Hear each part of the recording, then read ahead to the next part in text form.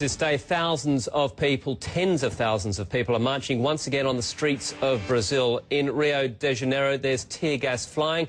It comes after leaders in several cities rescinded the 10-cent bus fare hikes, those hikes that sparked often violent protests over corruption and big spending on upcoming international events. Well, Shasta Darlington joins us now. Shasta is in Sao Paulo, Brazil's biggest city. But Shasta, I know you're in a very noisy place. Could you just start, though, by telling us what you're hearing about the latest in Rio, because we are getting word from Matthew Chance that there has been some violence in the protests in Rio. That's right, Andrew. The protest there is just massive. It's 300,000 people, according to police counts. That's the biggest demonstration we've had in these 2 weeks. So you can imagine they're packed into one of the main squares in Rio de Janeiro, Candelaria. They're streaming down all of the main avenues there. And for a while, there's been a bit of a tense standoff between the police and between the protesters, in part just due to the sheer size. And what we're hearing is that recently the police have reacted. They've come out on their cavalry. They've also reacted with tear gas.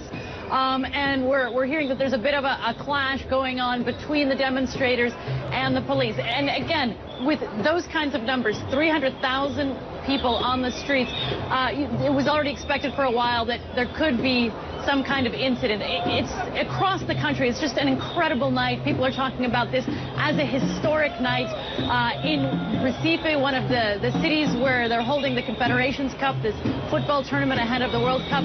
Again, 100,000 demonstrators. Here in Sao Paulo, we've seen thousands and thousands of people streaming right here by on the Avenida Paulista. An extremely festive atmosphere. People singing, people wrapping themselves in the Brazilian flag, saying that tonight they're proud to be Brazilian, selling popcorn, playing samba music, a rock band. So it's just been a wide variety of scenes. Again, we are hearing that there's this violence in Rio, but across the country, different people coming out to celebrate, on the one hand, the victory over the government's rescinding this hike in bus fares, but still demanding that the government take the rest of their worries seriously, Andrew. Yeah, this is the interesting point with this at the moment, because there does seem to be two separate themes. As you say, there's a celebration that these bus fare hikes have been rolled back, but there's still a general level of frustration over the much bigger picture in Brazil about spending on public services, Shasta. What do the people where you are, the people you've been speaking to, and I suspect many of these people are from a middle-class background, what do they actually want to see? That's right, Andrew. They're largely from the middle class. More than half of them are under the age of 25 here in Sao Paulo. And the problem is they want so much and so many different things that the only specific demand was not rescinding the bus fares. It was the one specific that they could really pin these demonstrations to. The rest of them, in many ways, are much more grandiose. They want an end to political corruption. They would like to see their tax dollars being spent on improving education and health instead of on the World Cup.